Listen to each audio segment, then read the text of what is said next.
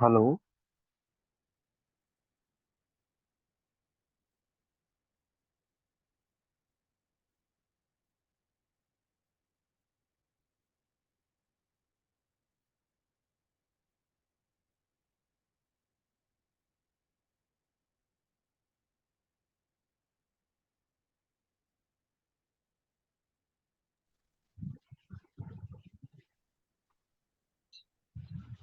Hello sir, आपकी आवाज़ नहीं आ रही है शायद।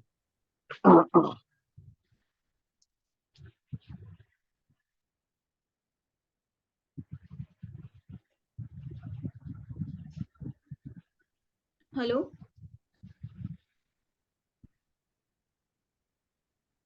हेलो। हेलो। सर वॉइस नहीं आ रही है।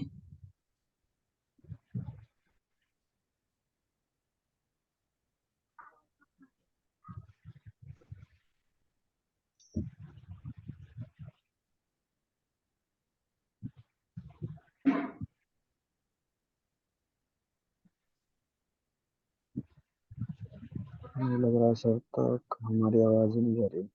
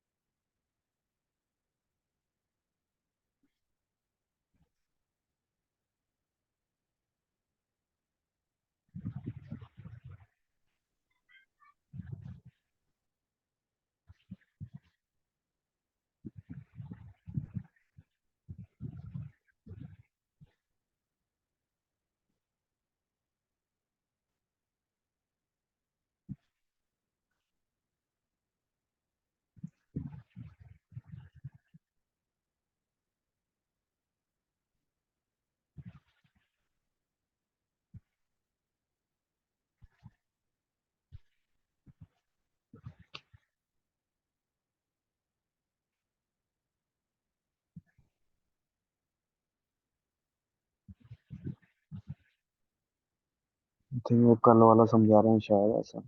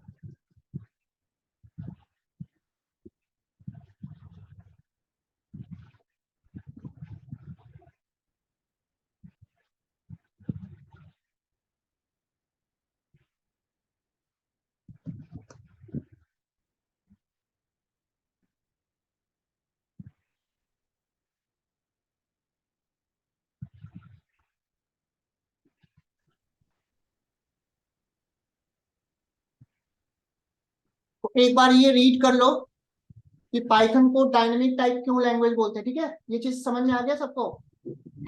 तो ये सब चीजें मैंने कल बताई थी आप लोगों को कि पाइथन को डायनेमिक टाइप लैंग्वेज क्यों बोलते हैं, क्योंकि इसमें वेरिएबल डिक्लेयर करने से पहले कोई डेटा टाइप नहीं देना होता। वैल्यू के अकॉर्डिंग वेरिएबल का टाइप अपने आप चेंज होता रहता।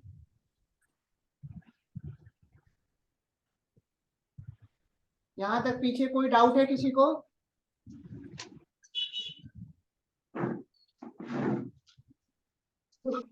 इतना नोट डाउन कर लिया सबने?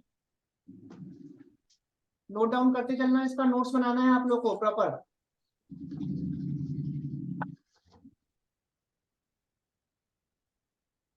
किसी को कोई डाउट हो यहाँ तक पूछ लो।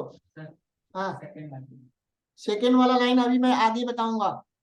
जब मैं आर्किटेक्चर बताऊंगा ना, पाइथन का प्रोग्राम जब हम बनाते हैं और सिस्टम में वो कैसे कैसे रन करता है, डिबगिंग कैसे होता है, तो वो सब मैं अभी आगे बताऊंगा।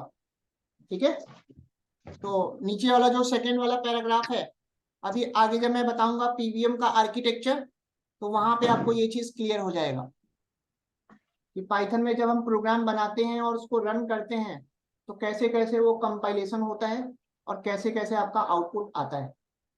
ठीक है, और कोई डाउट किसी को?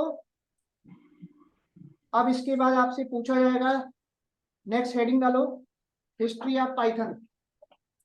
अब आपसे पूछा जा सकता है कि पाइथन को किसने डेवलप किया और मार्केट में सबसे पहले पाइथन कब आया था।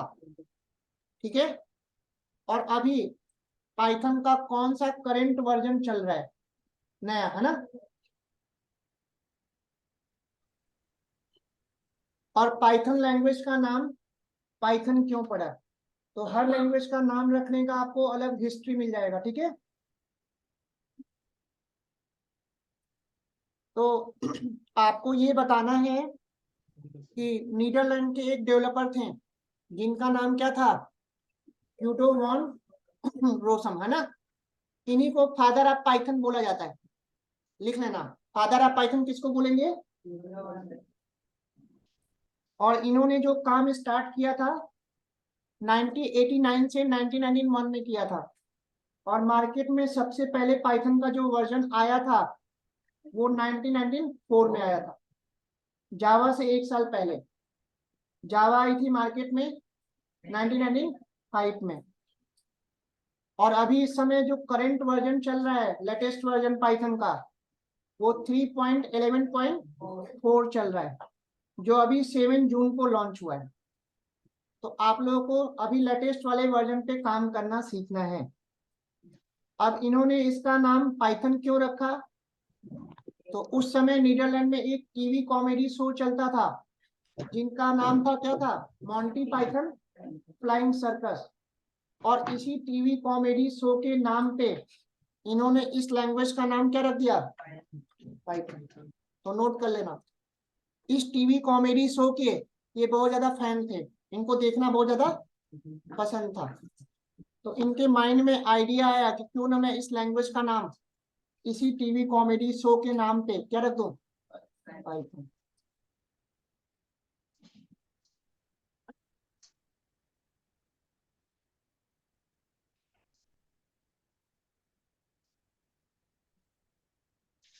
यहाँ यहाँ तक कोई डाउट है किसी को? और पाइथन जब से आया है ना मार्केट में, ये ओपन सोर्स होता है। ओपन सोर्स का मतलब फ्री ऑफ कॉस्ट, कोई लाइसेंस लेने की जरूरत नहीं है। तो पाइथन में जितने भी आप सॉफ्टवेयर यूज करोगे सब फ्री ऑफ कॉस्ट है, कोई आपको लाइसेंस लेने की जरूरत नहीं है। यहां तक कोई डाउट है किसी को?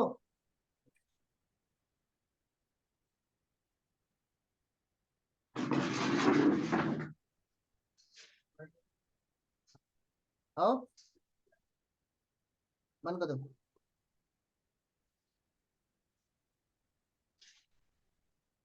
देखो पीछे।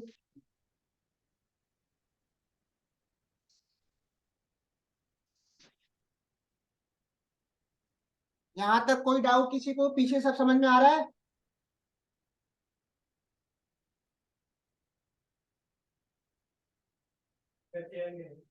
क्लियर नहीं है? यहाँ पे चलो, खाली है जगह, यहाँ थर्ड वाले रो में।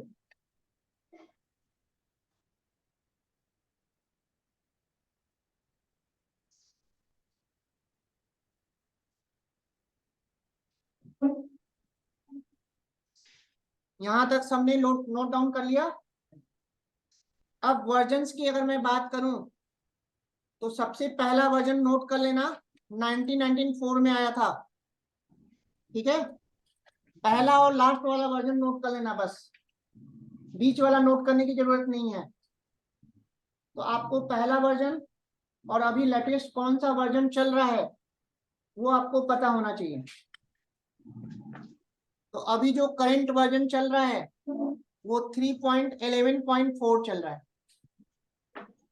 जो अभी 7 जून को लॉन्च हुआ है। और इसी लेटेस्ट वाले वर्जन पे आपको काम करना सीखना है। लेटेस्ट वाले वर्जन पे जब आप काम करते हो तो उसमें पुराने वर्जन के सारे फीचर्स आ जाते हैं, प्लस जो नए नए फीचर होते हैं वो भी उसमें ऐड ऑन हो जाता है। ठीक है, तो अभी तक पाइथन के 3 ही वर्जन लॉन्च हुआ है, 1, 2 और 3 चल रहा है ना? जब 4 आएगा तो उसमें बहुत ज्यादा मेजर आपको डिफरेंस मिलेगा, है ना? यहां तक कोई डाउट?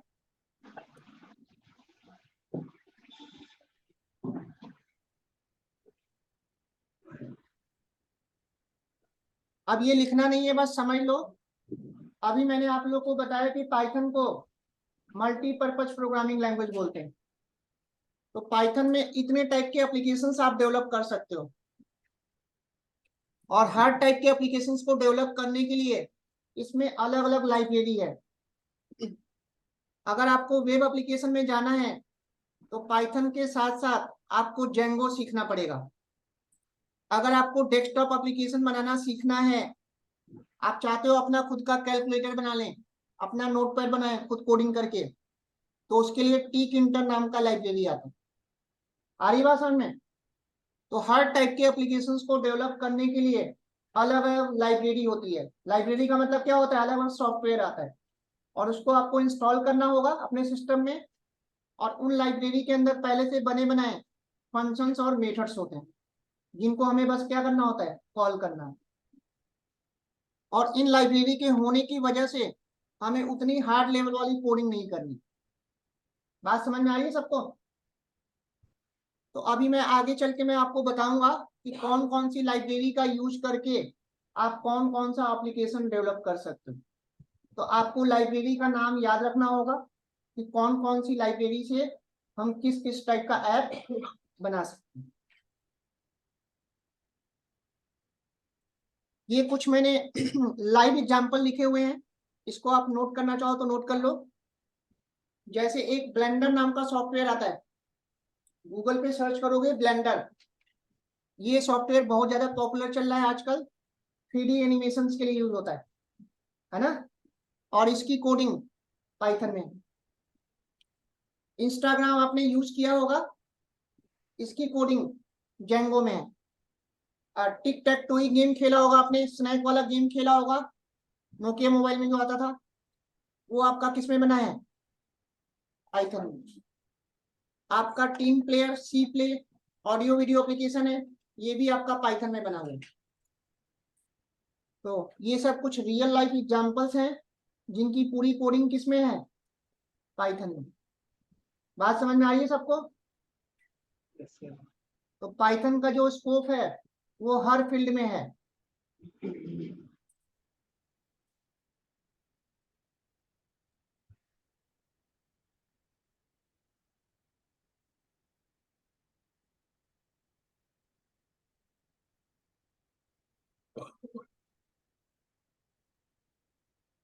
यहां तक कोई डाउट है किसी को? कुछ पूछना है तो पूछ लो। बेसिक समझ में आ रहा है सबको?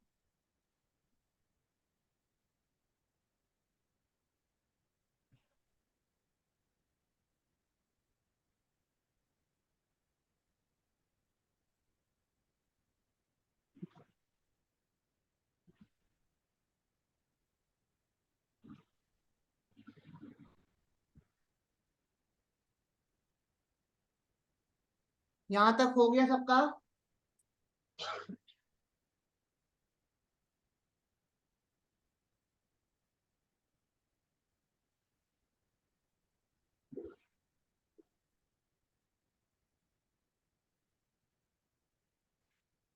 देखो कहीं शेयर है खाली?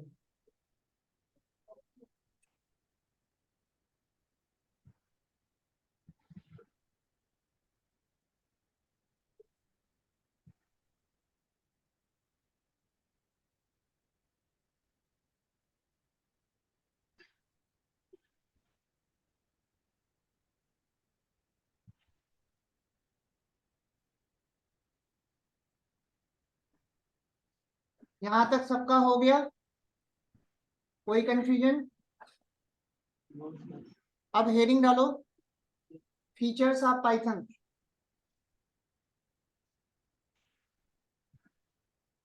ये मेन मेन फीचर्स हैं, इसको एक बार नोट डाउन कर लो। इन्हीं फीचर्स की वजह से पॉपुलर पाइथन जो है आजकल सबसे ज्यादा पॉपुलर चल रहा है ना। इसको एक बार वन बाय वन नोट कर लो, features of Python.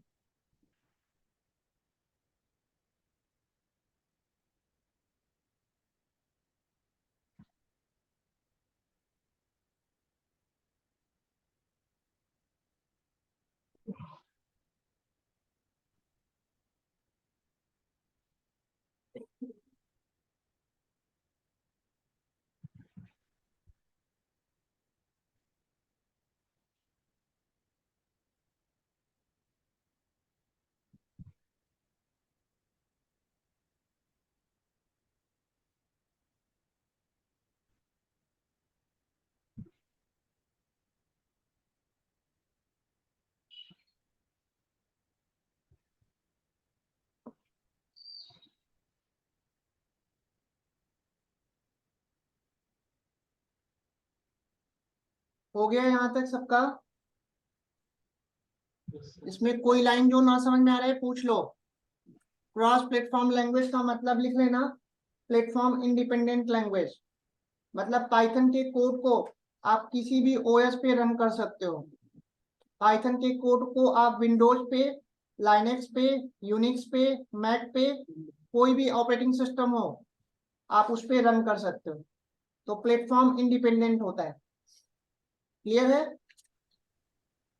Sir integrated language एक बार बता दीजिए।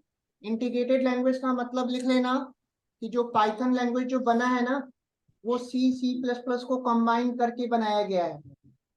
तो पाइथन जो लैंग्वेज है वो C++ और जावा तीनों लैंग्वेज को कंबाइन करके, इंटीग्रेट करके बनाया गया है।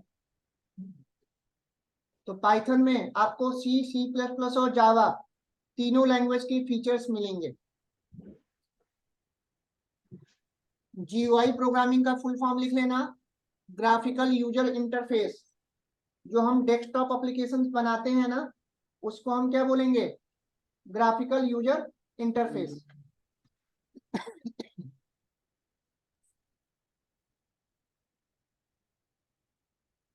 और किसी लाइन में किसी को कोई डाउट है? कोई डाउट हो तो पूछ लो।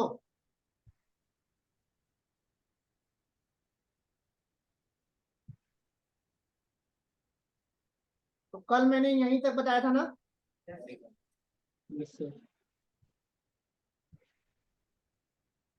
यहां तक सबको क्लियर है?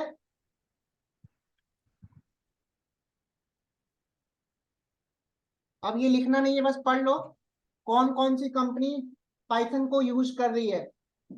आप YouTube में वीडियो शेयर शेयर करते हो, वहां पे भी पाइथन का स्क्रिप्ट का कोड चल रहा है। इथिकल हैकिंग सुना होगा आपने, साइबर सिक्योरिटी सुना होगा। अगर आपको इथिकल हैकिंग, साइबर सिक्योरिटी में भी अगर आपको जाना है तो उसके लिए भी आपको पाइथन आनी चाहिए। सारा काम पाइथन के थ्रू होता है। आजकल कंपनी में ऑटोमेशन टेस्टिंग होता है, तो ऑटोमेशन टेस्टिंग के लिए पाइथन में एक सेलेनियम टूल आता है। तो सेलेनियम टूल के थ्रू पूरी टेस्टिंग होती है। तो हर फील्ड में आपका पाइथन का स्कोप है। ठीक है?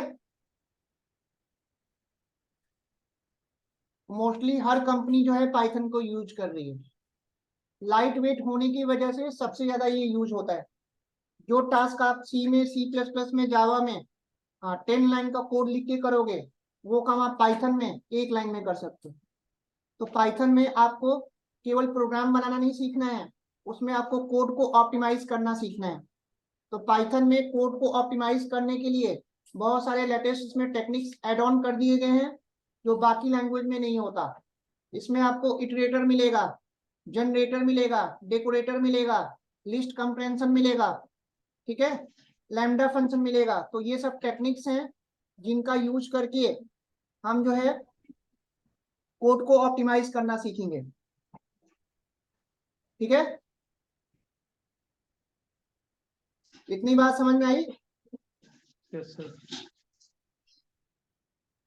क्लियर नहीं है? सब फुल हो गया? यहाँ खाली है तो यहाँ पे खाली है।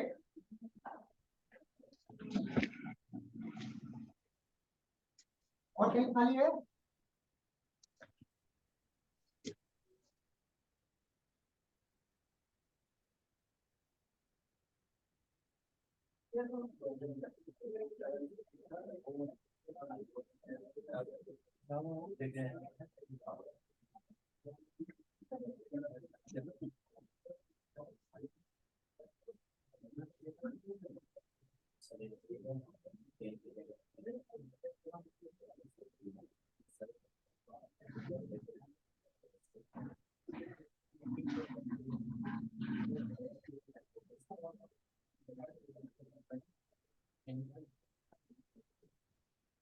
अरे लेकिन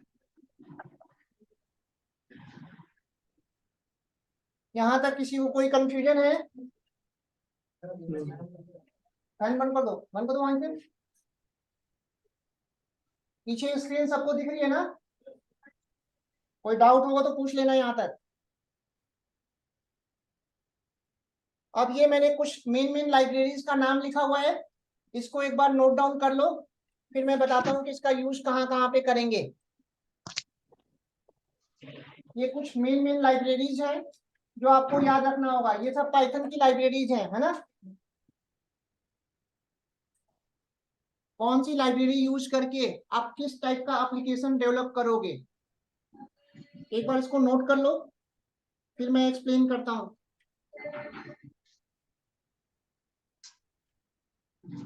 एक चेयर चेयर चेयर एक ला के दे दो। हाँ,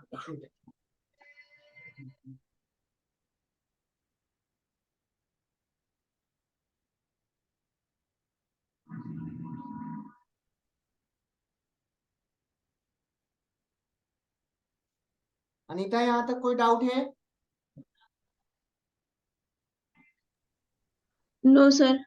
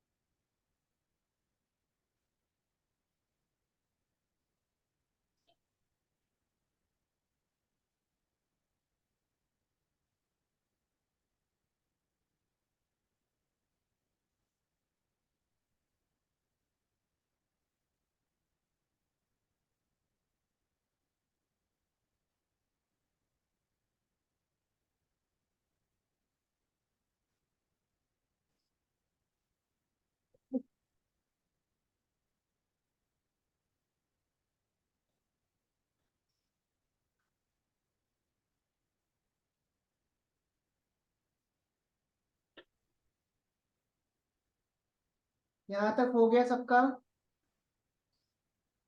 बताऊं? Sir 1 minute sir.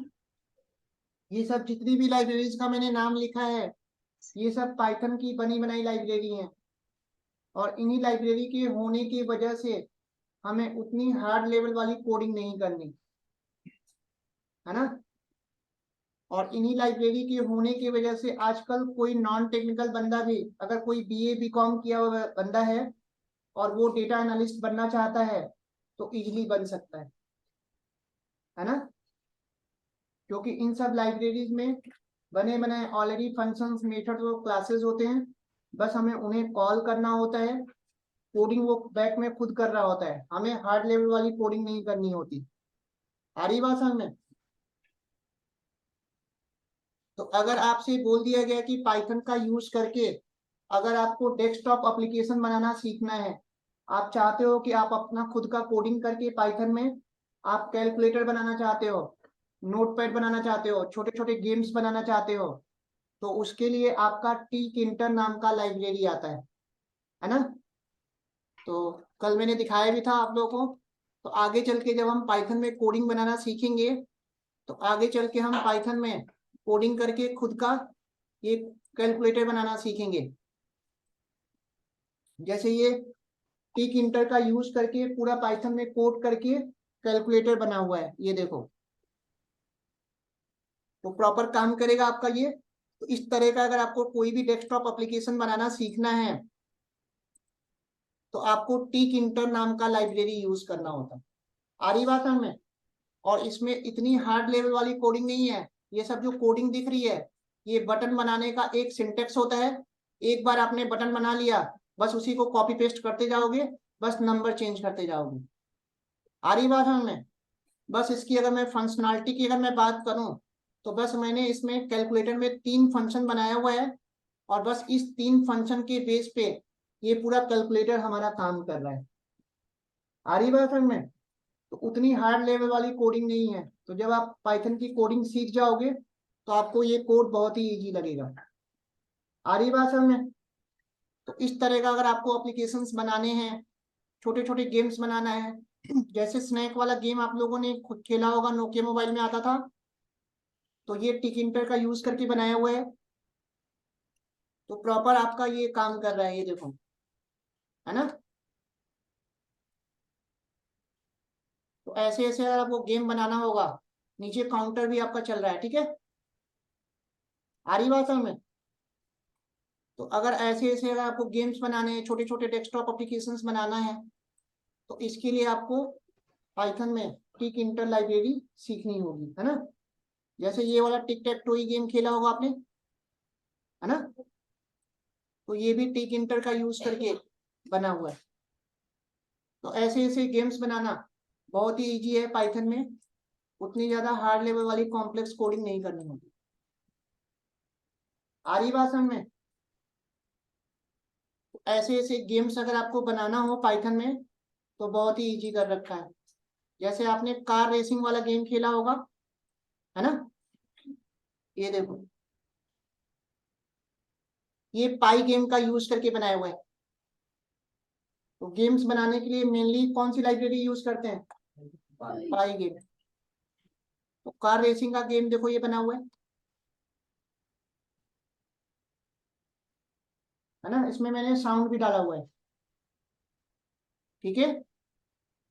फिर आपने ऑनलाइन ये वाला गेम तो खेला ही होगा, बबल शूटर वाला गेम खेला होगा आपने।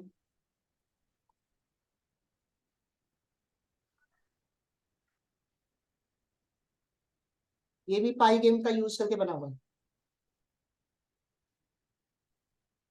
ये वाला गेम खेला होगा ना। आ रही बात समझ में?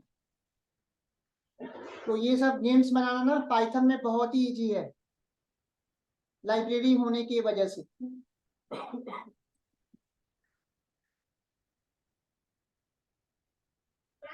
तो डेस्कटॉप एप्लीकेशन क्या होता है आप लोग को अच्छे से क्लियर हो गया। और डेस्कटॉप एप्लीकेशन को ही हम क्या बोलते हैं? GUI बोलते हैं, ग्राफिकल यूजर इंटरफेस। अब अगर आपको सॉकेट प्रोग्रामिंग सीखनी है तो सॉकेट प्रोग्रामिंग सीखने के लिए आपको सॉकेट नाम का लाइब्रेरी यूज करना होगा। सॉकेट प्रोग्रामिंग के बारे में सुना है किसी ने? नहीं सर। जैसे मान लो कोई भी एक वेबसाइट डेवलपमेंट की कोई कंपनी है ना, और उस कंपनी में मान लो एक सर्वर सिस्टम लगा होता है। हर कंपनी में एक सर्वर सिस्टम होता है ना, और लैन वायर के थ्रू उस सर्वर सिस्टम से मल्टीपल क्लाइंट सिस्टम कनेक्ट होते हैं। अब उसके लिए आपको एक पाइथन के थ्रू एक एप्लीकेशंस बनाने के लिए बोल दिया गया। अब आपको पता है कि सर्वर वाले सिस्टम पे प्रोजेक्ट मैनेजर बैठा होगा, और बाकी जितने भी लाइन वायर से क्लाइंट सिस्टम कनेक्ट होंगे उस पे अलग अलग डेवलपर, डिजाइनर, टेस्टर बैठे होंगे। अब प्रोजेक्ट मैनेजर अपने सर्वर वाले सिस्टम से कोई मैसेज टाइप कर रहा है, और वो मैसेज जितने भी क्लाइंट सिस्टम कनेक्ट हैं उनके पास वो डिलीवर हो जाए, और क्लाइंट सिस्टम पे जो जो बंदे बैठे हुए हैं उसका फिर वो रिप्लाई करेंगे, और वो रिप्लाई वापस किसके पास आ जाए? मैनेजर के पास। सिस्टम पे प्रोजेक्ट मैनेजर के पास। तो इस तरह का अगर आपको एप्लीकेशंस बनाना है तो उसके लिए आपको सॉकेट लाइब्रेरी सीखनी होगी। बात समझ में आई? Yes sir. और वो एप्लीकेशन उसी कंपनी में चलेगा, प्राइवेट होगा ना, पब्लिकली उसको बाहर से तो कोई एक्सेस नहीं कर पाएगा ना। बात समझ में आई? तो अगर इस तरह का अगर आपको एप्लीकेशंस बनाना है तो उसके लिए आपको सॉकेट नाम का लाइब्रेरी सीखना होगा। क्लियर है? अगर आपको पाइथन का यूज करके मोबाइल ऐप डेवलपमेंट करनी है तो इसके लिए कीवी नाम का लाइब्रेरी आता है। अगर आपको ऑडियो वीडियो एप्लीकेशंस बनाना है पाइथन का यूज करके, जस्ट लाइक मीडिया प्लेयर होता है, तो मीडिया प्लेयर की तरह आपको एक अपना खुद का एक ऑडियो प्लेयर बनाना है, ऑडियो वीडियो प्लेयर, है ना। तो उसके लिए कौन सी लाइब्रेरी यूज करोगे? WX Python। अगर आपको गेम बनाना है, अभी जो गेम दिखाया था मैंने, उसके लिए पाई गेम आपको लाइब्रेरी यूज करनी है। आई बात समझ में? तो इसका मतलब आप ये मत समझ लेना कि आपने पाइथन सीख ली तो पाइथन सीख के आप कोई भी एप्लीकेशन डेवलप कर सकते हो, ऐसा नहीं है। पाइथन तो बस बेस है। पाइथन सीखने के बाद जिस भी टाइप का आपको एप्लीकेशन डेवलप करना है उससे रिलेटेड लाइब्रेरी पे आपको स्पेशलाइजेशन करना होगा। आई बात समझ में?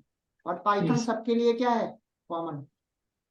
अगर आपको डेटा एनालिस्ट बनना है, डेटा साइंटिस्ट बनना है, तो उसके लिए NumPy, पांडा, मैटप्लॉटलिब, सीबॉन, इन सब लाइब्रेरी पे स्पेशलाइजेशन करना होगा। बात समझ में आ रही है?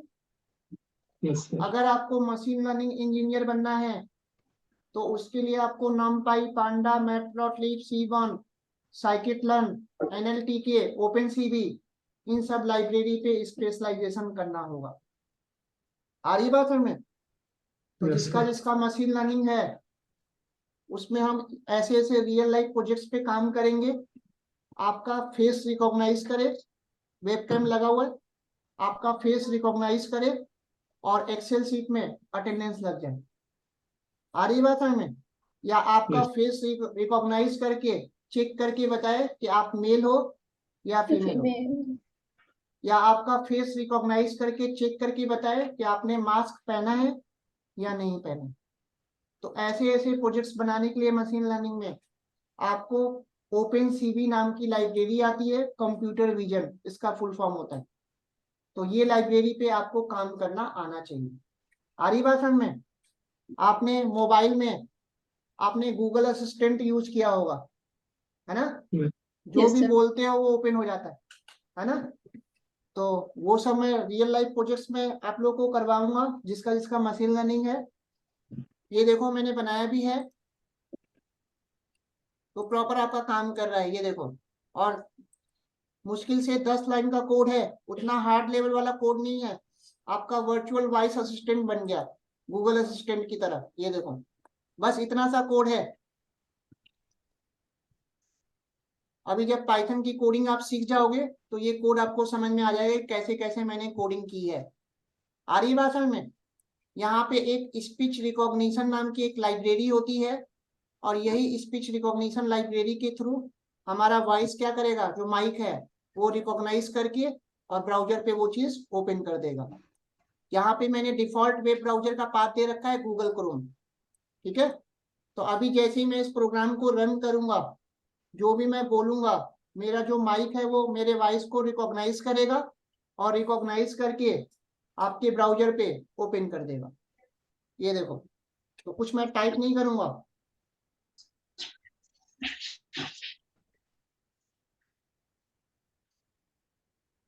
aajtak.com, तो मैंने जो भी बोला मेरे वॉइस को उसने रिकॉग्नाइज किया और तुरंत ब्राउजर पे ओपन कर दी। आई बात समझ में? तो आजकल हर जगह आपका मशीन लर्निंग एआई चल रहा है। आने वाला जो टाइम है ना, वो सब एआई का है। आपने चैट जीपीटी का नाम सुना होगा, है ना? Yes, sir. तो जिसका जिसका एआई होगा उसको चैट बोर्ड बनाना सीखना है, एलेक्सा की तरह, है ना? तो ये सब रियल लाइफ एग्जांपल्स हैं आपके मशीन लर्निंग और एआई के। समझ में आया? तो उतना हार्ड लेवल वाला कोड हमने नहीं लिखा है इसमें। तो वर्चुअल वॉइस असिस्टेंट अगर आपको बनाना हो तो कितना कम कोड लिखना पड़ा। तो ये पॉसिबल हो पाया लाइब्रेरी के होने की वजह से। यही अगर स्पीच रिकॉग्निशन लाइब्रेरी नहीं होती तो फिर आपको बहुत ही हार्ड लेवल वाला कोड लिखना होगा। बात समझ में आई? तो इन्हीं सब लाइब्रेरी के होने की वजह से पाइथन में आपको काम करना बहुत ही आसान है। आगे जब हम पाइथन सीखेंगे ना, तो हम अपना खुद का लाइब्रेरी बनाना भी सीखेंगे। तो आगे सब आएगा। बनी बनाई लाइब्रेरी पे तो आपको काम करना सीखना ही सीखना है, प्लस आपको अपना खुद का लाइब्रेरी भी बनाना सीखना है। तो आगे चल के हम सीखेंगे कि हम अपना खुद का लाइब्रेरी कैसे बनाएं।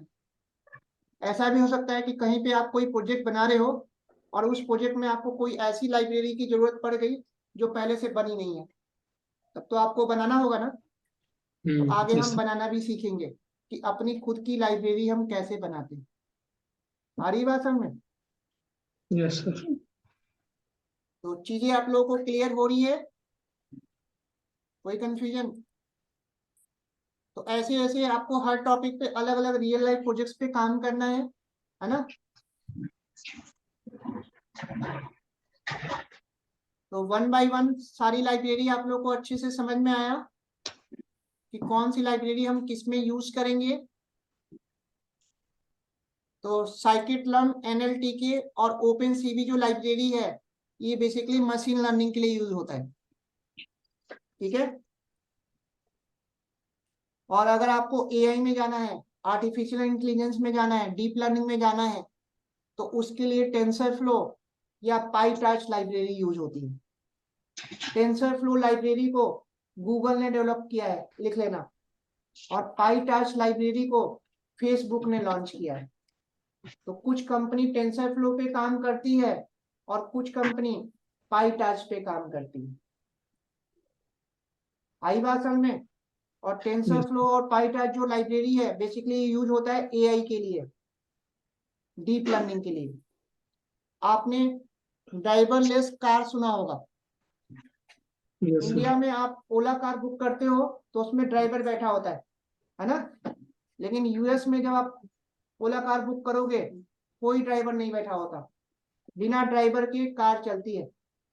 आ रही बात है में? एक वेमो नाम की कंपनी है गूगल की, टेस्ला सुना होगा। तो इन Yes, दोनों sir. कंपनी ने ड्राइवरलेस कार लॉन्च किया हुआ है। उसमें कोई ड्राइवर नहीं बैठा होता और वो ड्राइवरलेस कार टेंसर फ्लो पे ही बना हुआ है। उसमें कौन सी लाइब्रेरी यूज हो रही है? Tensor flow. Tensor flow. इसका मैं लाइव दिखाता हूँ आप लोग को एक वीडियो।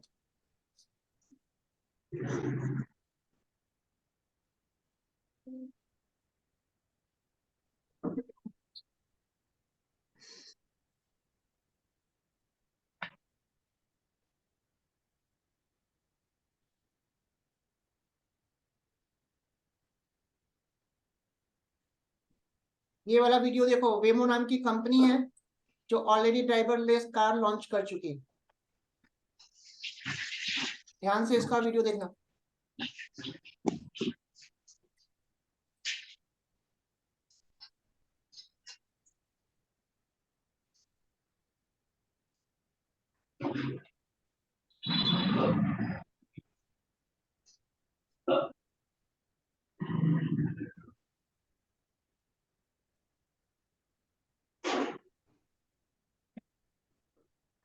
बिना ड्राइवर की कार चल रही है।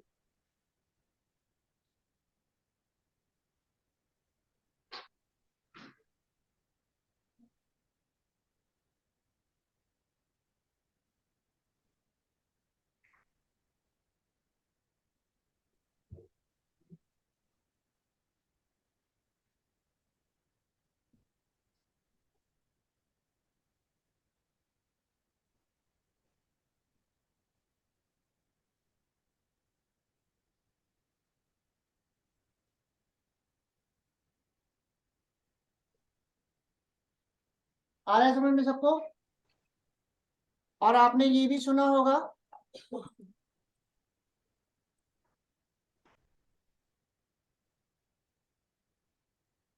जो मैजेंटा लाइन है, पिंक लाइन है ना, मेट्रो जो चल रही है वो बिना Yes, ड्राइवर sir. के। अगर आप मैजेंटा लाइन में बैठते हो, पिंक लाइन में बैठते हो, तो उसमें कोई ड्राइवर नहीं बैठा होता। तो आजकल मेट्रो भी बिना ड्राइवर के चल रही है। जीपीएस सिस्टम, जीपीएस लगा होता, ठीक है। हाँ, सारी चीजें पहले से उसको मशीन को ट्रेन कराया जाता है। सारे जो भी रूट होता है ना, उस रूट से ट्रेन कराया जाता है कि इस रूट पे ये आएगा, पहले से मशीन को ट्रेन कर दिया जाता है, ठीक है। जैसे आप जो है लाइव, आपका मैं एग्जांपल लेता हूँ। आप किसी नए रोड पे जा रहे हो फर्स्ट टाइम, और बीच में गड्ढा आ जाता है ना, तो आपको पता लग गया। अब नेक्स्ट टाइम जब आप उसी रोड पे चल रहे होते हो, तो आपका माइंड पहले से ट्रेन हो चुका है कि यहाँ पे गड्ढा है, तो तुरंत आप बाइक स्लो कर लेते हो। आ रही बात समझ में? तो सेम वैसे ही हम सिस्टम को ब्रेन की तरफ ट्रेन कर देते हैं पहले से, इस रूट पे चल रहा है। अब आ रही बात समझ में? तो मशीन लर्निंग और एआई का मतलब ही है कि हमें अपने सिस्टम को ब्रेन बनाना है। तो जैसे हमारा ब्रेन सोचता है, वैसे हमारा सिस्टम भी सोचे, ठीक है। तो इनके लिए अलग अलग एल्गोज बने हुए हैं। एल्गोज से हम मशीन को क्या करते हैं, ट्रेन करते हैं। तो वही सब चीजें तो सीखनी है आपको मशीन लर्निंग में। आई बात समझ में? Yes, sir. जीमेल है। अब मशीन लर्निंग का मैं एक लाइव एग्जांपल लेता हूँ, जीमेल। कभी आपने सोचा है कि जीमेल के पास कोई भी मेल आती है, अब वो कैसे जज करता है कि वो मेल अगर यूजफुल होता है तो वो इनबॉक्स में चला जाता है, और कुछ जंक्स मेल्स होती हैं तो अपने आप स्पैम में चला जाता है। और आपने देखा होगा कि स्पैम में 99% जो मेल्स होती हैं वो जंक्स होती हैं, है ना। तो जीमेल में भी आपका मशीन लर्निंग का एल्गो चल रहा है बैक में। एक नए बेस का एक एल्गो है ना। और वो एल्गो जो है, जैसे ही जीमेल के पास कोई मेल आती है, तो मेल के वो कंटेंट को चेक करता है, और कंटेंट को चेक करता है। अगर कंटेंट अगर यूजफुल होता है तो अपने आप वो इनबॉक्स में चला जाता है, और हार्मफुल होता है तो स्पैम में चला जाता है। तो जीमेल भी आपका मशीन लर्निंग के एल्गो पे ही काम कर रहा है। आई बात समझ में? आप ऑनलाइन शॉपिंग करते हो, आपने फ्लिपकार्ट या अमेजोन से शूज मंगवाया, तो देखा होगा नेक्स्ट टाइम वो शूज से रिलेटेड ही प्रोडक्ट दिखा रहा होता है। Recommendation system. नेटफ्लिक्स है, आपने कोई मूवी देखी, आपको बहुत अच्छी लगी, उसी से रिलेटेड वो 5 मूवी रिकमेंड करे। तो ये सब मशीन लर्निंग से ही पॉसिबल हो पाया। अब खुद सोचो, अमेजोन या फ्लिपकार्ट का कोई, उसने कोई बंदा नहीं बैठा रखा है। अब आपको पता है कि फ्लिपकार्ट और अमेजोन की मिलियन बिलियन यूजर है। अगर उसने एक बंदा बैठा दे, उसका काम यही हो कि हर यूजर का वो अकाउंट चेक करे कि किस यूजर ने क्या मंगाया है, और उसको वही प्रोडक्ट दिखाना है, पॉसिबल है? तो ये सब मशीन लर्निंग की वजह से ही पॉसिबल हो पाया। तो मशीन लर्निंग में एक के मीन्स क्लस्टरिंग का एक एल्गो होता है, जो सेल्फ ट्रेनिंग दे रहा होता है, खुद चेक कर रहा होता है किस बंदे ने क्या मंगाया है, और उसको वही हमें प्रोडक्ट डिलीवर करना है। Recommendation system. तो ये सब मशीन लर्निंग की वजह से ही पॉसिबल हो पाया। आई बात समझ में? तो हर जगह अगर आप देखो, तो हर जगह आपका मशीन लर्निंग एआई चल रहा है। आ रही बात समझ में? आजकल आपने न्यूज में भी देखा होगा, आज तक देखते हो, तो आज तक में आजकल न्यूज में एंकर भी रोबोट आ रही है, सना। देखा होगा 9 बजे, आजकल एंकर भी आजकल रोबोट आ रहा है, ठीक है। और आजकल आपने देखा होगा नोएडा दिल्ली में बहुत सारे ऐसे रेस्टोरेंट ओपन हो गए हैं जहाँ पे वेटर नहीं होता, रोबोट जो है खुद से आपको मेनू आपसे मांगेंगे और सब डिलीवर करेंगे। देखा है आपने नोएडा दिल्ली में? नहीं देखा?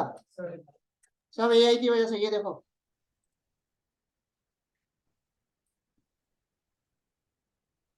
तो सारी चीजें आजकल जो है ना, आने वाला जो टाइम है वो सब एआई का है।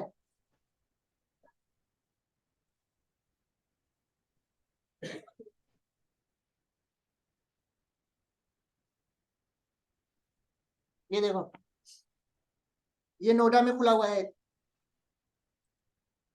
देखो, इसमें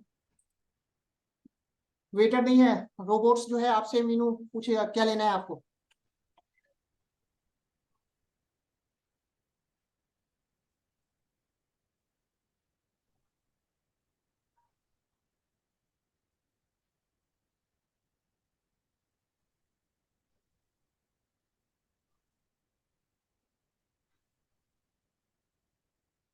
सब आजकल जो है सारा चीज एआई के थ्रू हो रहा है, A to Z।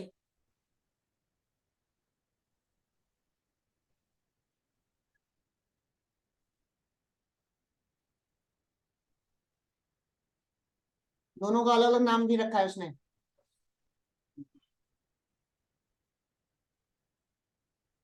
आ रही बात समझ में? तो आजकल आने वाला जो टाइम है ना, सब कुछ एआई का है। सारी चीजें आजकल मशीन लर्निंग एआई के थ्रू चल रही है।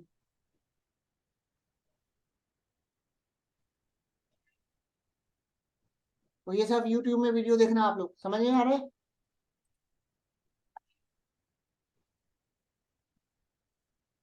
तो चीजें क्लियर हो रही हैं आप लोगों को?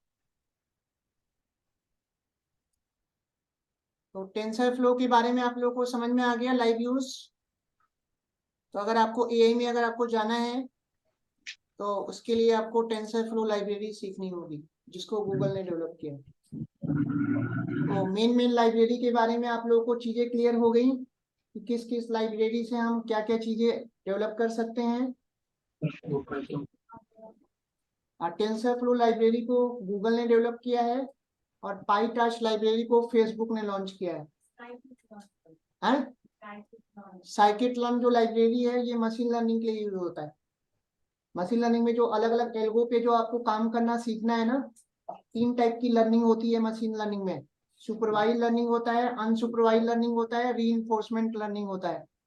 तो सुपरवाइज और अनसुपरवाइज लर्निंग से रिलेटेड जो अलग अलग आपको एल्गो पे काम करना है, वो सारे एल्गो इसी लाइब्रेरी के अंदर डिफाइंड है।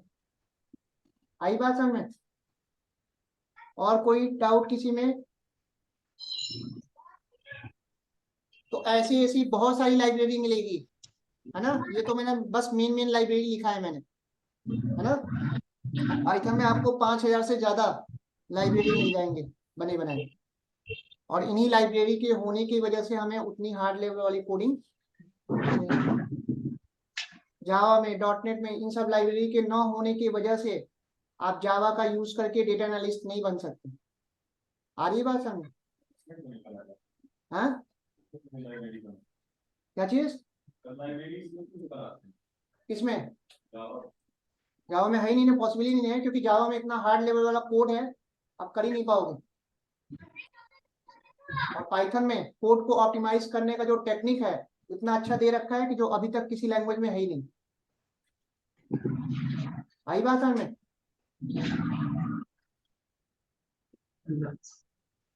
अब अगर आपको पाइथन का यूज करके वेबसाइट डेवलपमेंट में जाना है, तो इनमें से कोई एक फ्रेमवर्क आपको सीखना होगा। और इस समय करंट इंडस्ट्री में 2 सबसे ज्यादा पॉपुलर चल रहा है, जेंगो और फ्लास्क। तो कुछ कंपनी जेंगो पे काम करती है, कुछ कंपनी फ्लास्क पे काम करती है। और जेंगो का मैंने लाइव यूज बताया, लाइव एग्जांपल इंस्टाग्राम। इंस्टाग्राम जो बना है वो उसकी पूरी कोडिंग किसमें है? जेंगो पे। तो स्टार्टिंग का 5 नोट कर लेना, 5 पॉपुलर है, बाकी उतना पॉपुलर नहीं है। और ये framework only use for website development. इसका यूज करके केवल वेबसाइट बना सकते हो, और कुछ नहीं बनेगा। तो जिसको जिसको पाइथन में वेबसाइट डेवलपमेंट में जाना है, तो उसके लिए पाइथन के साथ साथ आपको वेब डिजाइनिंग और जेंगो सीखना होगा। तो मतलब पाइथन का जो स्कोप है वो बहुत ज्यादा है। जिस भी फील्ड में जाना है उससे रिलेटेड आपको लाइब्रेरी पे स्पेशलाइजेशन करना होगा। और पाइथन सबके लिए कॉमन है। यहाँ तक कोई डाउट किसी को? अनीता, आया समझ में? Yes sir.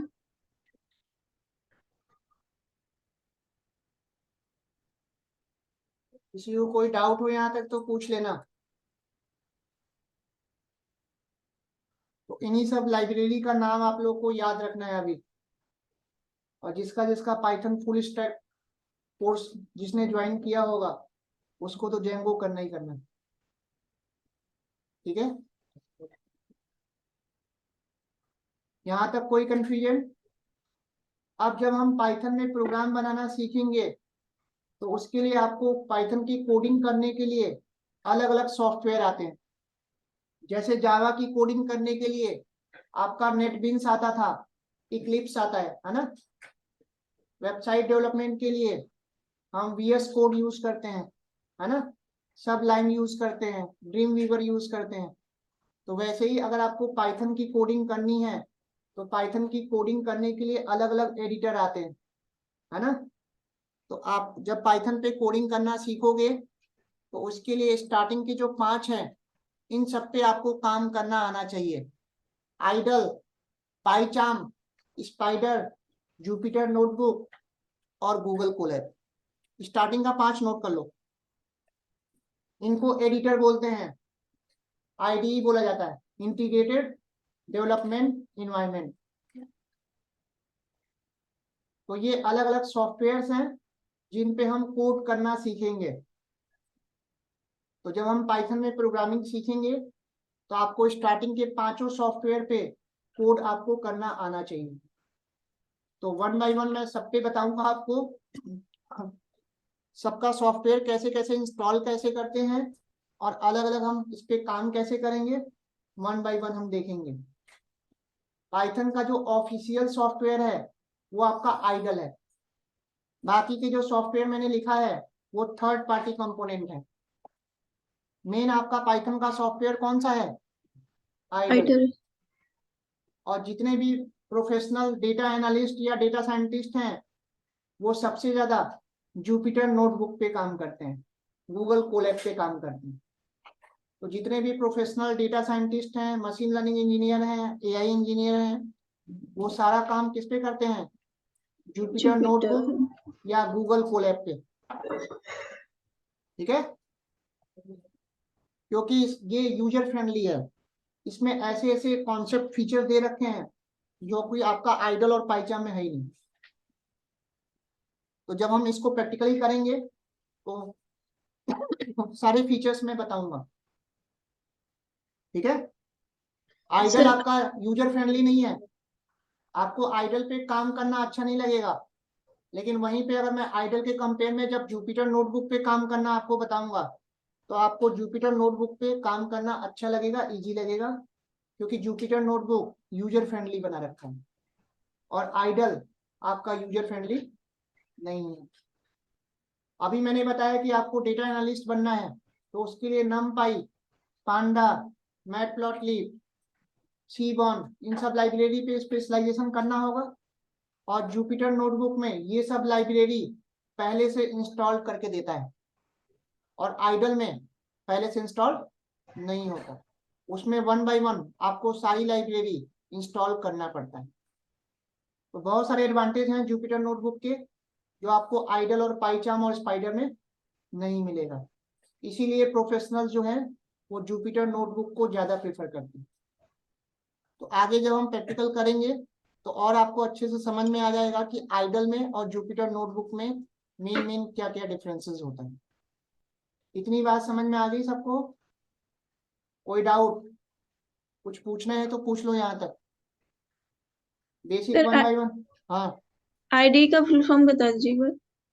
Integrated development environment.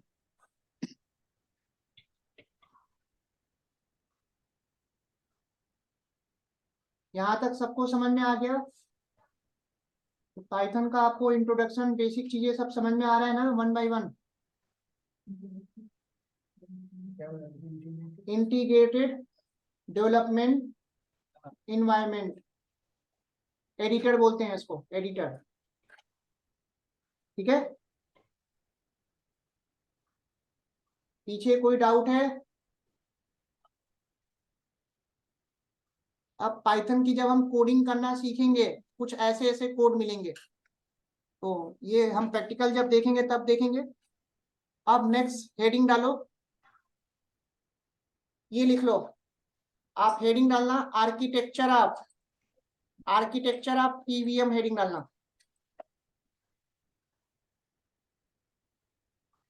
Architecture of PVM heading डालना।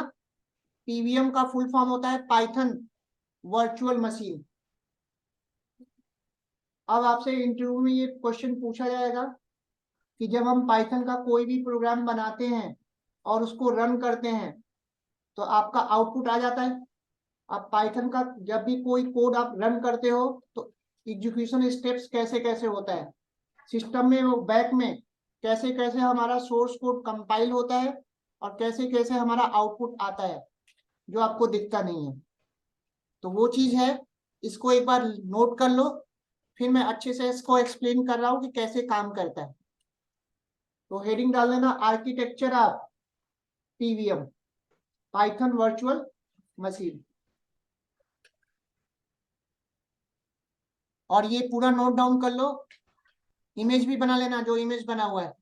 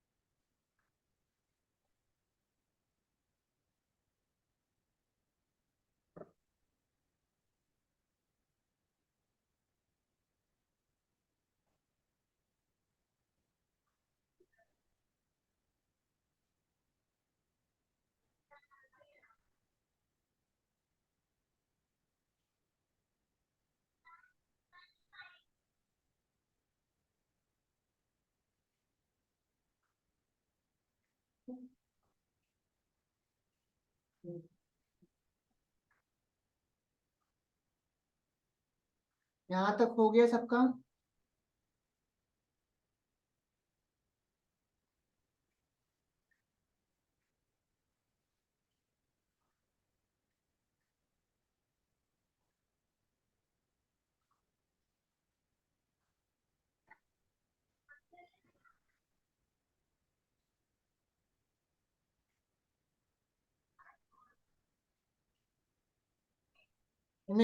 इमेज दिख नहीं रहा है ना? इमेज मत बनाओ, अभी मैं इसी को एक्सप्लेन करूंगा ना, तब आप नोट कर लेना। ऊपर वाला टेक्स्ट तो दिख रहा है ना?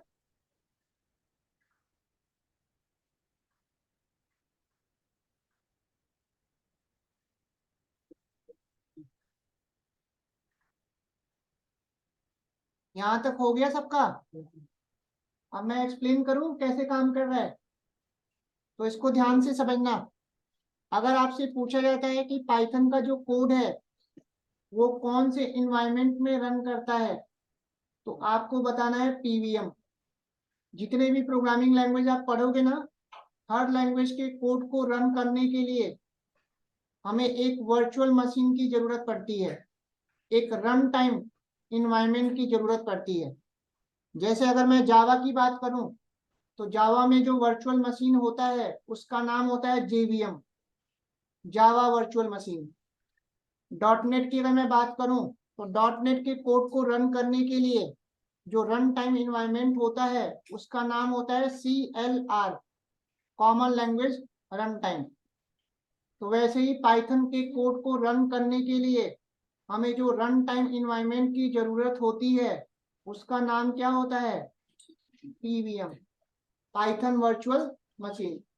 तो जब आप पाइथन का सॉफ्टवेयर आप अपने सिस्टम में इंस्टॉल करते हो, तो उसी सॉफ्टवेयर के अंदर आपका ये रन टाइम इन्वायरमेंट इनबिल्ट आता है।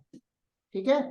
अब जैसे ही मैं कोई भी पाइथन का प्रोग्राम बनाऊंगा और रन करूंगा, तो हमारा तो मिली सेकेंड के अंदर आउटपुट आ जाएगा, लेकिन वो बैक में कैसे कैसे हमारा कोड कंपाइल करता है, कैसे कैसे वो कोड कंपाइल करके फिर हमारा आउटपुट शो करता है, तो बैक वाली जो चीजें जो आपको दिखेगी नहीं सिस्टम में, तो वो चीज मैं अब बताने जा रहा हूँ कि कैसे कैसे आपका काम करता है। देखिए, Yes, sir. तो उसको ध्यान से समझना।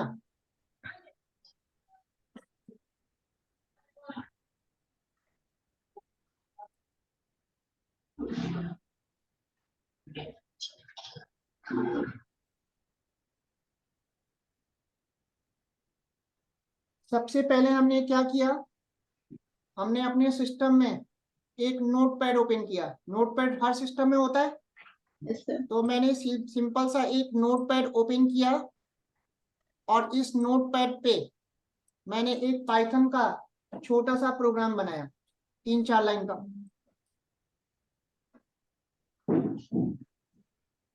इतनी बात समझ में आई। हमने नोटपैड ओपन करके एक छोटा सा पाइथन का प्रोग्राम बनाया, और इस फाइल को जब भी हम सेव करेंगे, कोई भी नाम दे देना, और सेव करते समय एक्सटेंशन आपको .py देना होगा।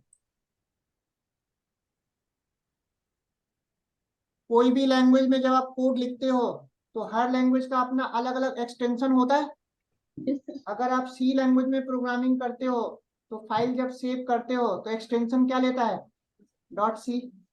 C++ में .cpp लेता है, जावा में .java लेता है। तो वैसे ही आप पाइथन में जितने भी प्रोग्राम्स बनाओगे उसका एक्सटेंशन क्या लेगा, .py। और इसी एक्सटेंशन से कंपाइलर और इंटरप्रेटर डिस्टिंग्विश करता है कि किस लैंग्वेज में आपने कोड लिखा है। इतनी बात समझ में आई। अब नोटपैड में जो भी आपने कोड लिखा होगा वो हाई लेवल फॉर्म में लिखा होगा। उस कोड को यूजर तो समझ सकता है, सिस्टम तो समझेगा नहीं। Yes, और sir. इस कोड को हम बोलते हैं, क्या बोलते हैं, सोर्स कोड। क्या बोलेंगे, सोर्स कोड। जो हमने लिखा, जो हमने प्रोग्राम बनाया। अब आपको पता है कि सिस्टम हमारे सोर्स कोड को तो रीड करेगा नहीं। सिस्टम एक ही लैंग्वेज जानता है, कौन सा, लो Machine. लेवल मशीन लैंग्वेज, जो बाइनरी फॉर्म में होता है। अब होता क्या है कि जैसे मैं इस प्रोग्राम को रन करूंगा, तुरंत जो है पाइथन के सॉफ्टवेयर के अंदर आपका एक कंपाइलर होता है। अभी मैंने स्टार्टिंग में आप लोगों को ये बताया था कि पाइथन में इंटरप्रेटर होता है, और interpreter line by line code को कंपाइल करता है। लेकिन रियल में अगर हम डिटेल में अगर देखें, तो पाइथन में आपका कंपाइलर भी होता है और इंटरप्रेटर भी होता है। अब कंपाइलर का काम क्या है और इंटरप्रेटर का काम क्या है, ध्यान से समझना। इतनी बात समझ में आई सबको, कोई डाउट। Yes. अब कंपाइलर जो होता है, कंपाइलर का काम क्या है, इस पूरे होल सोर्स कोड को वो रीड करेगा, और रीड करने के बाद इस सोर्स कोड को वो बाइट कोड में कन्वर्ट कर देता है। इसमें करेगा बाइट कोड, और बाइट कोड को यूजर रीड नहीं कर सकता, केवल सिस्टम रीड करेगा। बाइट कोड इंक्रिप्टेड फॉर्म में होता है, और जब ये पूरे होल सोर्स कोड को जब बाइट कोड में कन्वर्ट करता है तो ये एक नई फाइल बनाता है, और वो फाइल आपका हार्ड डिस्क पे सेव नहीं होता, रैम पे सेव होता है। सिस्टम में रैम होता है ना, वोलेटाइल मेमोरी, तो ये फाइल जो नया बनाएगा वो कहाँ पे सेव होगा, रैम पे। और रैम पे ये फाइल तब तक सेव रहता है जब तक कि आपका प्रोग्राम रन कर रहा है। जैसे ही आपने प्रोग्राम बंद किया, ये फाइल अपने आप रैम से डिस्ट्रॉय हो जाती है। अब जो नई फाइल बनाता है, इसका एक्सटेंशन जो रखता है वो test.pyc।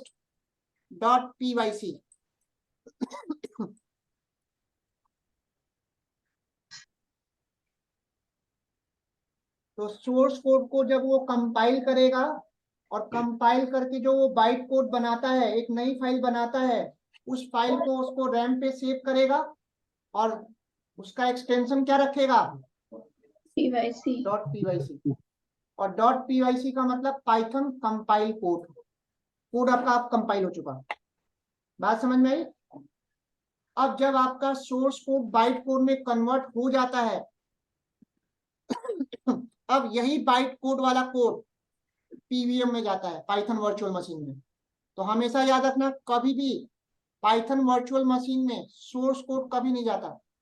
कौन सा कोड जाएगा, बाइट कोड। अब आपका जो बाइट कोड बना ना, वो वाली फाइल पीवीएम के अंदर जाता है, और पीवीएम के अंदर आपका इंटरप्रेटर होता है, और वो इंटरप्रेटर इस बाइट कोड को लाइन बाय लाइन इंटरप्रेट करके लो लेवल मशीन कोड में, बाइनरी इंस्ट्रक्शन कोड में कन्वर्ट करता है।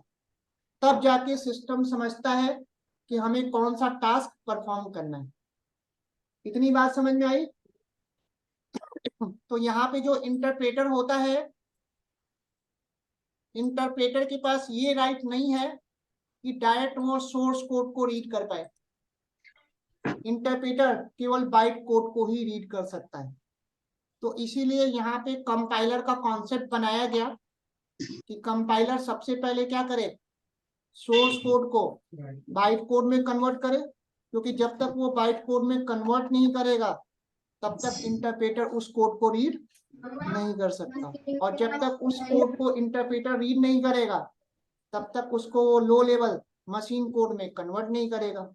और जब तक वो मशीन कोड में कन्वर्ट नहीं होगा तब तक सिस्टम को पता नहीं लगेगा कि हमें सिस्टम से कौन सा टास्क परफॉर्म करना है, और उसके बाद आपका आउटपुट आ जाता है। इतनी बात समझ में आई या नहीं आई? किसी को कोई डाउट? तो पूरा पाइथन का आर्किटेक्चर का क्लियर हुआ पीवीएम का। तो रियल में अगर देखें तो पाइथन में कंपाइलर भी होता है और इंटरप्रेटर भी होता है, लेकिन मेन रोल जो है वो इंटरप्रेटर का होता है। ठीक है, इसीलिए पाइथन को इंटरप्रेटर बेस्ड लैंग्वेज बोला जाता है। कितनी बात समझ में आई? अब मान लो आपसे पूछ लिया गया कि बाइट कोड और मशीन कोड में डिफरेंस क्या है ना? बाइट कोड और मशीन कोड दोनों ही कोड आप यूजर तो रीड नहीं कर सकता, सिस्टम ही रीड करेगा। तो बाइट कोड को बेसिकली इंटरमीडिएट कोड बोला जाता है, मतलब सोर्स कोड और मशीन कोड के बीच का ये कोड होता है। अगर आपको बाइट कोड के बारे में और अच्छे से समझना है कि बाइट कोड और मशीन कोड में डिफरेंस क्या होता है, तो एक बार ये रीड कर लो।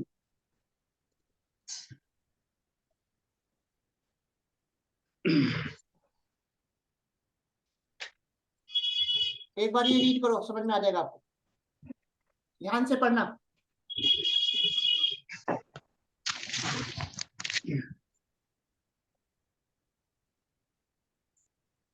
What is difference between byte code and machine code?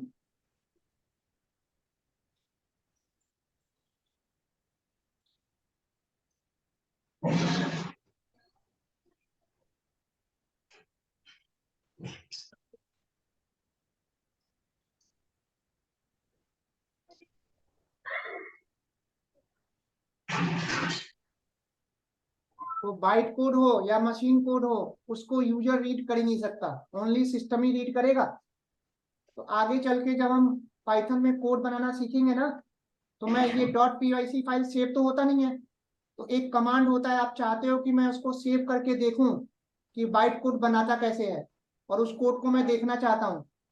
तो मैं आगे चल के जब हम कोडिंग सीखेंगे तो एक कमांड बताऊंगा, उस कमांड से हम जो रैम पे फाइल सेव होती है ना .pyc, उसको हम हार्ड डिस्क पे भी सेव करके देख सकते हैं। तो अब मैं बताऊंगा वहां पे, तो आपको दिखाऊंगा जब बाइट कोड वाला कोड, तो आप रीड नहीं कर पाओगे।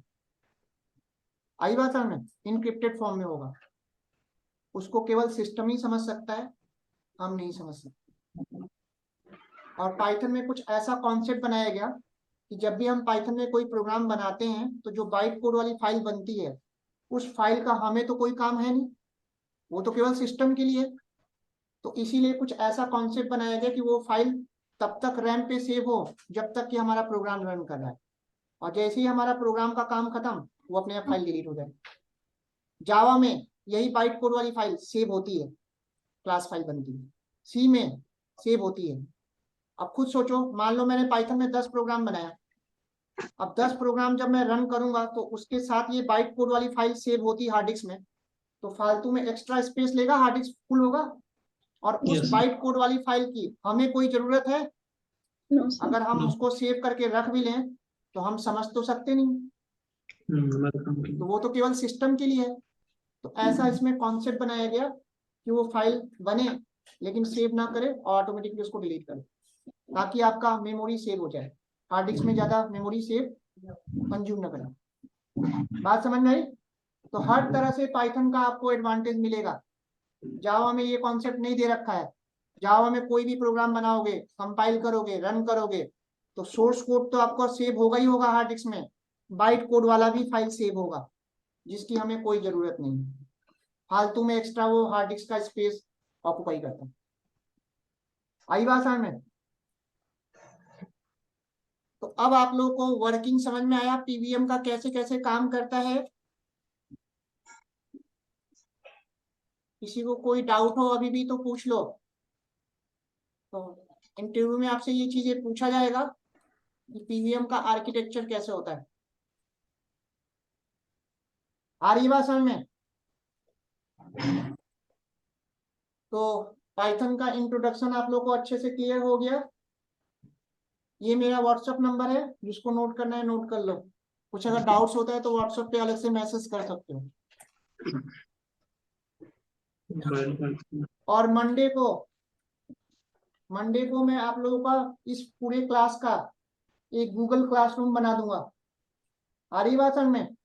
Yes, और sir. उस गूगल क्लासरूम में पर डे का जो क्लास होगा ना, उसका मैं रिकॉर्डिंग शेयर कर दूंगा। तो अगर आप लोग रिकॉर्डिंग डाउनलोड करके रखना चाहते हो तो आप रिकॉर्डिंग डाउनलोड भी कर सकते हो, है ना? तो आज वाले क्लास का और आगे जितनी भी क्लासेस होंगी उन सब की रिकॉर्डिंग आपको मंडे मिलेगी। तो मंडे में अलग अलग डेट का फोल्डर उसमें दिख जाएगा आपको, और गूगल क्लासरूम में सब लोग आप लोग ऐड हो जाओगे, और मंडे को जब मैं शेयर अपलोड करूंगा तो आप लोग डाउनलोड कर लेना, ठीक है? तो हर क्लास की आपको रिकॉर्डिंग उसमें मिल जाएगी, साथ साथ आप लोग डाउनलोड कर लेना। 1 हफ्ते रहता है उसमें रिकॉर्डिंग, 1 हफ्ते के बाद उसमें डिलीट हो जाएगा।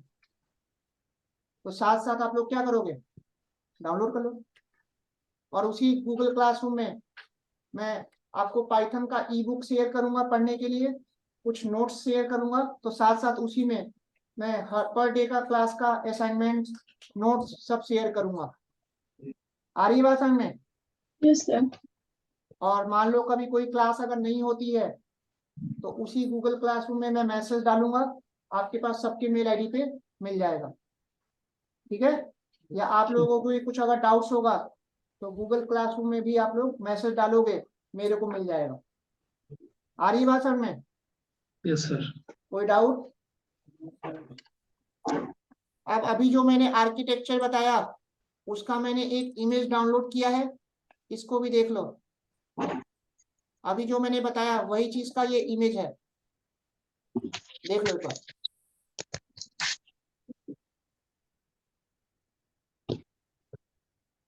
वही स्टेप्स है जो मैंने अभी बताया।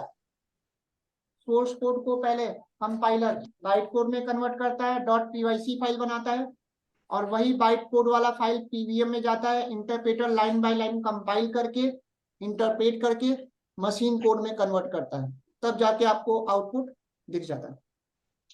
और ये काम इतना फास्ट होता है मिली सेकेंड में कि आपको पता ही नहीं लगेगा। आप तो जैसे ही आपने प्रोग्राम बनाया, रन किया, सीधे आपका आउटपुट आ गया। तो एग्जीक्यूशन स्टेप्स आप लोगों को अच्छे से क्लियर हुआ कि पीवीएम काम कैसे करता है।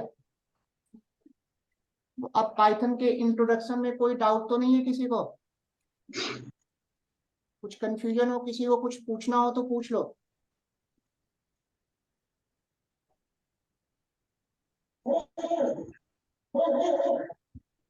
यहाँ तक सबको क्लियर है? अब कल से हम सॉफ्टवेयर इंस्टॉल करना, कि पाइथन का कौन सा सॉफ्टवेयर आपको डाउनलोड करना है, कैसे कैसे इंस्टॉल करना है।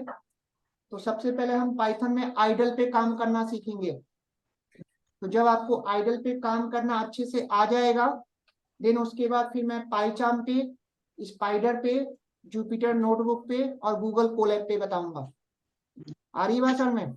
तो पहले हमें पाइथन के ऑफिशियल सॉफ्टवेयर पे काम करना सीखना है। तो कल मैं आप लोगों को पाइथन का सॉफ्टवेयर डाउनलोड कैसे करते हैं, इंस्टॉल कैसे करते हैं और उस पर कैसे कैसे छोटे छोटे प्रोग्राम्स बनाते हैं, तो कल से हम प्रैक्टिकल स्टार्ट करेंगे। ठीक है? Yes sir. इंट्रोडक्शन में अभी तक कोई डाउट तो नहीं है? अब तो आप लोगों को थोड़ा आइडिया लग गया कि पाइथन किस टाइप का लैंग्वेज होता है, इसको किसने डेवलप किया, करंट कौन सा वर्जन चल रहा है, और पाइथन में कौन कौन सी लाइब्रेरी का यूज करके आप कौन कौन सा एप्लीकेशन डेवलप कर सकते हैं। यहाँ तक कोई डाउट किसी को? तो क्लास का टाइम सबको पता है ना? क्लास जो आप लोगों की चलेगी वो मंडे टू थर्सडे 4 डेज, ठीक है? 12 to 1:30, 12 से 1:30 बजे तक क्लास चलेगी, है ना? उसके बाद अगर किसी को रुकना है प्रैक्टिस करने के लिए, तो ऊपर लैब बना हुआ है। जैसे आगे चल के जब हम प्रोग्रामिंग सीखेंगे तो कुछ मैं साथ साथ असाइनमेंट दूंगा करने के लिए, तो यहीं पे लैब में बैठ के आप लोग करोगे। ठीक है? आ रही बात समझ में? और ज्यादा से ज्यादा आप लोग को जो फोकस करना है वो प्रैक्टिकल वाले चीजों पे। तो मैं हर टॉपिक पे अलग अलग आप लोगों को असाइनमेंट दूंगा रियल लाइफ, और साथ साथ आप लोग को प्रोजेक्ट्स पे काम करना सीखना है। पाइथन में हम अलग अलग मल्टीपल प्रोजेक्ट्स बनाएंगे, सब में आपको अलग अलग प्रोजेक्ट्स लेवल पे काम करना है, और वही प्रोजेक्ट्स आप अपने रिज्यूम में क्या करोगे, मेंशन करोगे, जिसके बेस पे आपको क्या मिलेगी, जॉब मिलेगी। ठीक है? सर तो प्रैक्टिकल के लिए फिर आना पड़ेगा सर? नहीं नहीं, ऑनलाइन भी ले सकते हो। तो इतनी बात समझ में आ गई सबको? और किसी को कुछ डाउट्स है, कुछ पूछना है तो पूछ लो। तो रिकॉर्डिंग आप लोग को मंडे मिल जाएगी, है ना? आज वाली और कल वाली भी। ठीक है? तो मंडे को आपको गूगल का क्लासरूम मिल जाएगा आप लोग को, तो उस लिंक पे आप लोग सब लोग ऐड हो जाना, है ना?